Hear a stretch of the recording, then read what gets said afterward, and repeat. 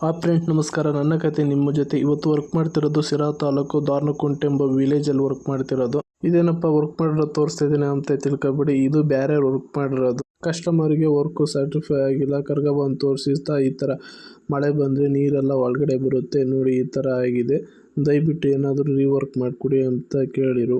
ಕಸ್ಟಮರ್ಗೆ ಈ ಥರ ವರ್ಕ್ ಮಾಡ್ತೀನಿ ಅಂತ ಎಕ್ಸ್ಪ್ಲೇನ್ ಮಾಡಿ ಸೀಟ್ ರೂಪಿಂಗ್ ವರ್ಕ್ ಎಲ್ಲ ಕಂಪ್ಲೀಟ್ ಆಯಿತು. ಮದ್ದಿರೋದಕ್ಕೂ ಇವಾಗಿರೋದಕ್ಕೂ ಚೇಂಜಸ್ ಈ ಥರ ಕಾಣ್ತೈತೆ.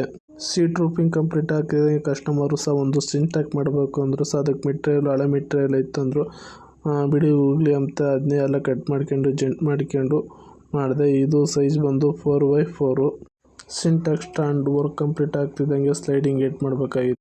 ಇದರ size 8 5 feet, width 10 feet. Finally work complete ಆಯಿತು ನೋಡಿ. ಇದು ಗೇಟ್ ಈ ಥರ ಕಾಣ್ತು. ಕಸ್ಟಮರು ಇದೇ ಥರ ಬೇಕು ಡಿಸೈನ್ ಅಂತ ವರ್ಕ್ ಮಾಡಿಸ್ಕೊಂಡು ವರ್ಕ್ ಕಂಪ್ಲೀಟ್ ಮಾಡೋಕ್ಕೆ 20 ಅವರ್ ನಾನು ಟೈಮ್ ತಗೊಂಡಿದ್ದೀನಿ.